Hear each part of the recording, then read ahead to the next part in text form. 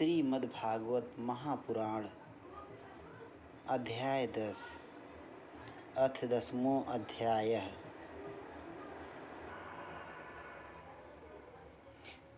अथ 10वां अध्याय।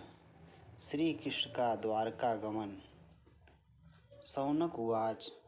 हत्वा स्वरिक्त स्पृध आततायिनो युधिष्ठिरो धर्मभृतां वरिष्ठः सहानुजैः प्रत्यवरुद्ध भोजनः कथं प्रवृत्तः किम कारयसि ततः। शौनक जी ने पूछा, धर्म शिरोमणि महाराज युधिष्ठिर ने अपनी पैतृक संपत्ति को हड़प जाने के इच्छुक आतताइयों का नाश करके अपने भाइयों के साथ किस प्रकार से राज्य शासन किया और कौन कौन से काम किए, क्योंकि भोगों में तो उनकी प्रवृत्ति थी ही नहीं। सूत उवाच। वंशं कुरुर्वंश दवाग्नि निर्हृतं संरोहित्वा भवभावनो हरिः निवेशयित्वा निजराज्य ईश्वरो युधिष्ठिरं प्रीतमना बभूवः। निशम्य भीष्मोक्त मथाच्युतोक्तं प्रवृत्तविज्ञानविधूतविभ्रमः सशास गामीन्द्र इवाजिताश्रयः परिध्युपान्तामनुजानुवर्तितः। सूत जी कहते हैं, संपूर्ण सृष्टि को उज्जीवित करने वाले भगवान श्री हरि परस्पर की कलहाग्नि से दग्ध कुरुवंश को पुनः अंकुरित कर और युधिष्ठिर को उनके राज सिंहासन पर बैठाकर बहुत प्रसन्न हुए। भीष्म पितामह और भगवान श्री कृष्ण के उपदेशों के श्रवण से उनके अंतःकरण में विज्ञान का उदय हुआ और भ्रांति मिट गई। भगवान के आश्रय में रहकर वे समुद्र पर्यंत सारी पृथ्वी का इंद्र के समान शासन करने लगे। भीमसेन आदि उनके भाई पूर्ण रूप से उनकी आज्ञाओं का पालन करते थे।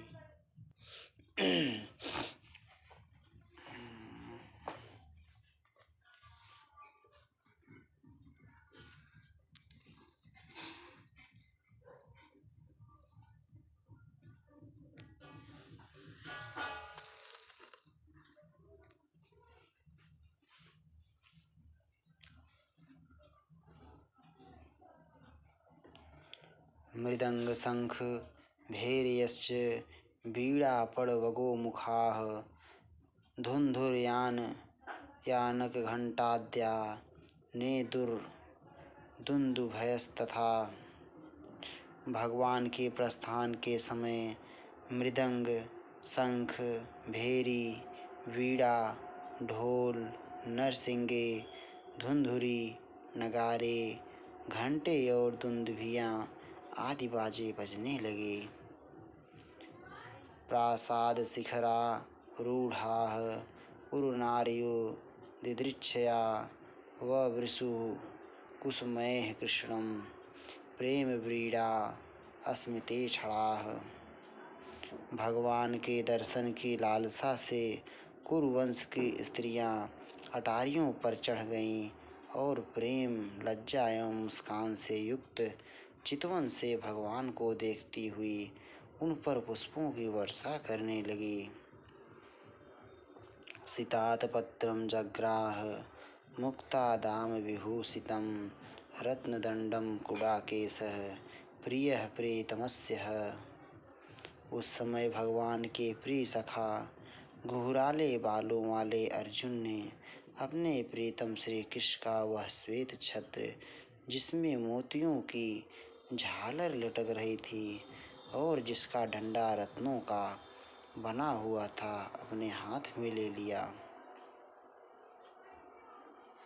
उद्धवः सात्विकश्चैव व्यजने परमाद्भुते विकीर्यमाणः कुसुमैः रेजे मधुपति पथि।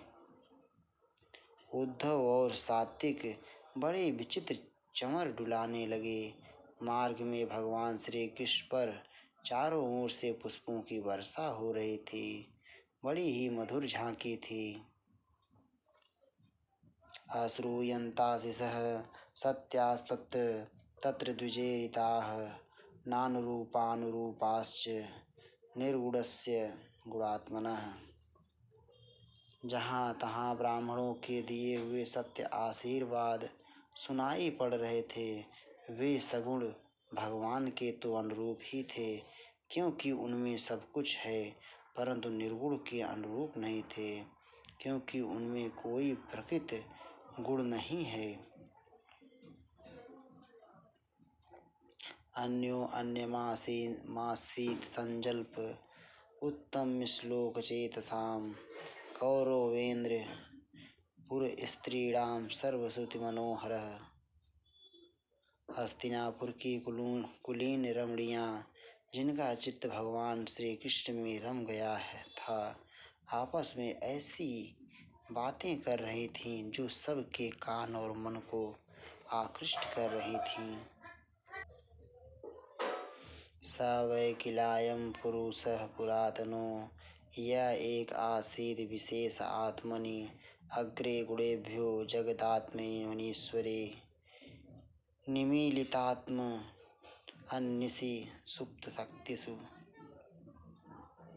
वे आपस में कह रही थी, सखियों, ये वही सनातन परम पुरुष हैं जो प्रलय के समय भी अपने अद्वितीय निर्विशेष स्वरूप में स्थित रहते हैं। उस समय सृष्टि के मूल ये तीनों गुण भी नहीं रहते। जगदात्मा ईश्वर में जीव भी लीन हो जाते हैं और महत्तत्व आदि समस्त शक्तियाँ अपने कारण अव्यक्त में सो जाती हैं। सा एव भूयो निजवीर्यचोदितां स्वजीवमायां प्रकृतिं सृच्छतीं अनामरूपात्मनि रूपनामनि विदित समानो अनुसार शास्त्रकृत। उन्होंने ही फिर अपने नाम रूप रहित स्वरूप में नाम के निर्माण की इच्छा की तथा अपनी काल शक्ति से प्रेरित प्रकृति को, जो कि उनके अंशभूत जीवों को मोहित कर लेती है और सृष्टि की रचना में प्रवृत्त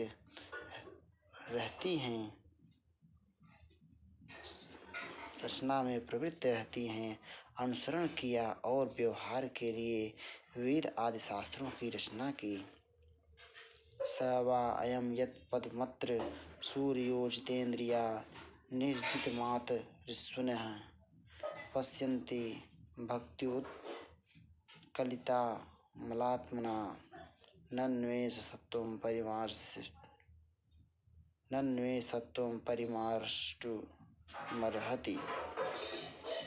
इस जगत में जिसके स्वरूप का साक्षात्कार जितेंद्रिय योगी अपने प्राणों को वश में करके भक्ति से प्रफुल्लित निर्मल हृदय में किया करते हैं, ये श्री कृष्ण वही साक्षात परब्रह्म हैं। वास्तव में इन्हीं की भक्ति से अंतःकरण की पूर्ण शुद्ध हो सकती है, योग आदि के द्वारा नहीं। स वा अयं सख्यनुगीत सत्कथो वेदेषु गुह्येषु च गुह्यवादिभिः स एक ईशो जगदात्मलीलया सृजत्यवत्यति न तत्र सज्जते। सखी, वास्तव में वही हैं जिनकी सुंदर लीलाओं का गायन वेद और दोषों का सखी, वास्तव में ये वही हैं जिनकी सुंदर लीलाओं का गायन वेदों में और दूसरे गोपनीय शास्त्रों में व्यास आदि रहस्यवादी ऋषियों ने किया है, जो एक अद्वितीय ईश्वर हैं और अपनी लीला से जगत की सृष्टि अथवा जगत की सृष्टि, पालन तथा संहार करते हैं, परंतु उनमें आसक्त नहीं होते। यदा ह्यधर्मेण तमो धियो नृपा जीवन्ति तत्रैष हि सत्वतः किल धत्ते भगं सत्यमृतं दयां यशो भवाय रूपाणि दधतुगे युगे।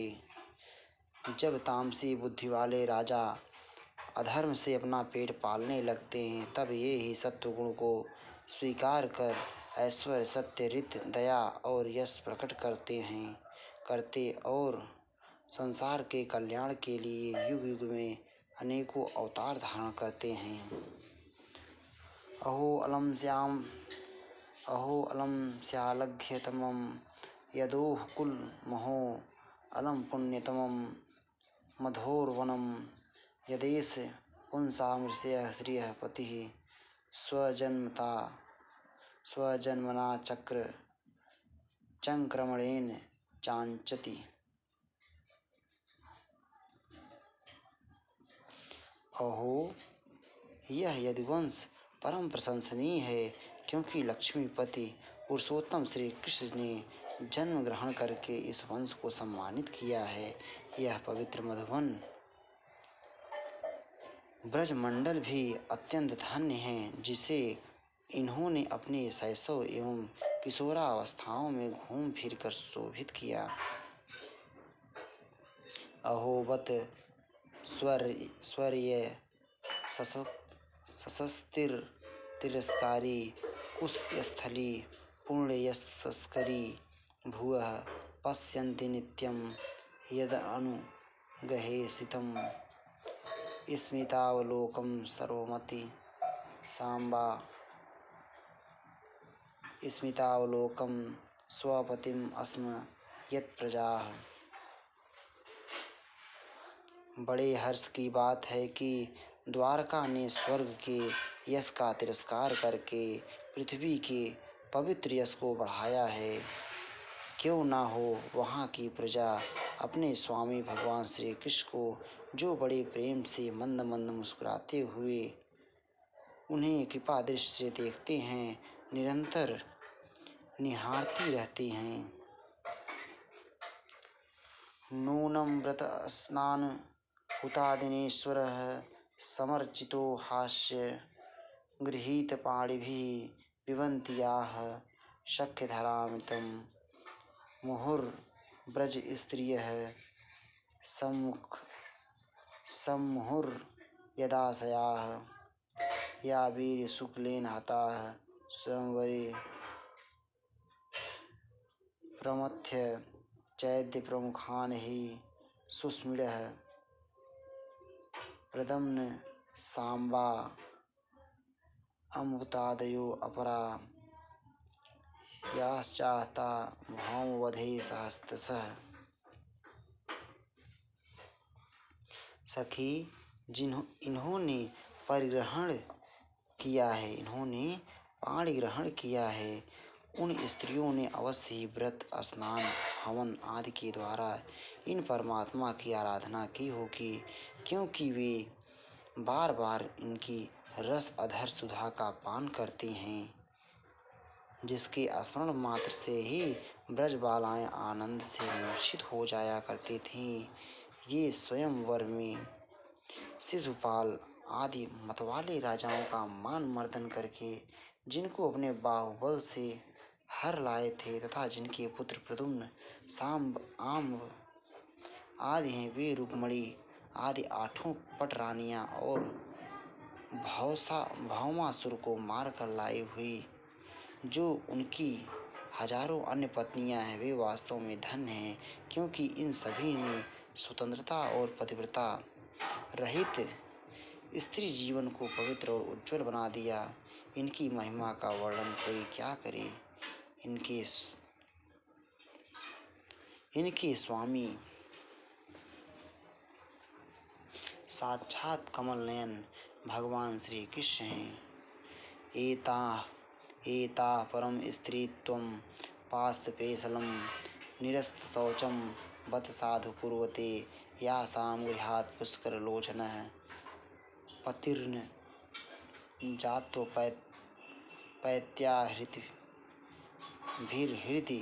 अस्पृशन। साक्षात कमल नयन भगवान श्री कृष्ण हैं, जो नाना प्रकार की प्रिय चेष्टाओं तथा परिजात आदि प्रिय वस्तुओं की भेंट से इनके हृदय में प्रेम एवं आनंद की अभिवृद्धि करते हुए कभी एक क्षण के लिए भी इन्हें छोड़कर दूसरी जगह नहीं जाते।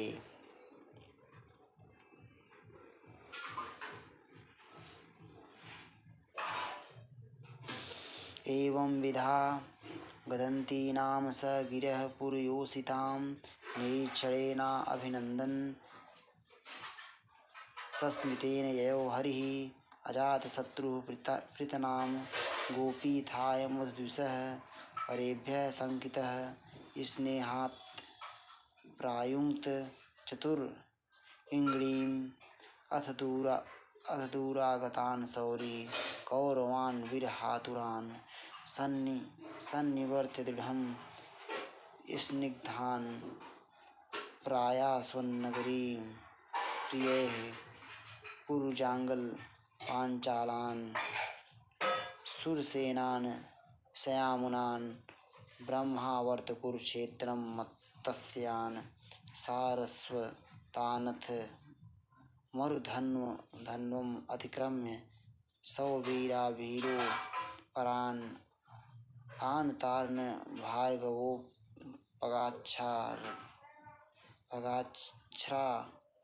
अन्तबाहो मनाग्विभुः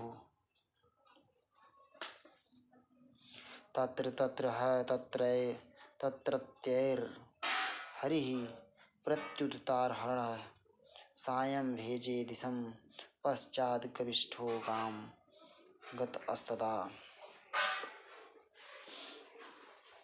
साक्षात कमल नयन भगवान श्री कृष्ण हैं, जो नाना प्रकार की प्रिय चेष्टाओं तथा पारिजात आदि प्रिय वस्तुओं की भेंट से इनके हृदय में प्रेम एवं आनंद की अभिवृद्धि करते हुए कभी एक क्षण के लिए भी इन्हें छोड़कर दूसरी जगह नहीं जाते। हस्तिनापुर की स्त्रियां इस प्रकार बातचीत कर ही रही थी कि भगवान श्री कृष्ण मंद मंद मुस्कान और प्रेम पूर्ण चितवन से उनका अभिनंदन करते हुए वहाँ से विदा हो गए। अजातशत्रु युधिष्ठिर ने भगवान श्री कृष्ण की रक्षा के लिए हाथी घोड़े रथ और पैदल सेना उनके साथ कर दी। उन्हें स्नेहवश यह शंका हो आई थी कि कहीं रास्ते में शत्रु इन पर आक्रमण न कर दे। सुहृद प्रेम के कारण कुरुवंशी पांडव भगवान के साथ बहुत दूर तक चले गए। वे लोग उन समय भावी विरह से व्याकुल हो रहे थे।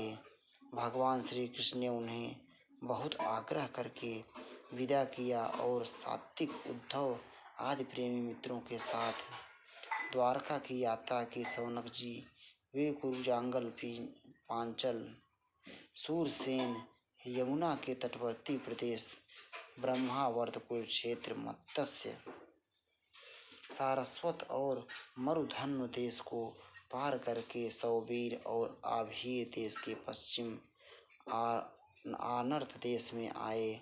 उस समय अधिक चलने के कारण भगवान के रथ के घोड़े कुछ थक से गए थे। मार्ग में स्थान स्थान पर लोग उपहार आदि के द्वारा भगवान का सम्मान करते। सायंकाल होने पर वे रथ पर से भूमि पर उतर आते और जलाशय पर जाकर संध्या वंदन करते। यह उनकी नित्यचर्या थी। इति श्रीमद्भागवते महापुराणे पारमहंस्यां संहितायां प्रथम स्कंधे नैमिषीयोपाख्याने श्रीकृष्णद्वारकागमनं नाम 10वां अध्यायः। श्री राधा वल्लभ स्वामी जी महाराज की जय। श्री लाडली लाल जी महाराज की जय।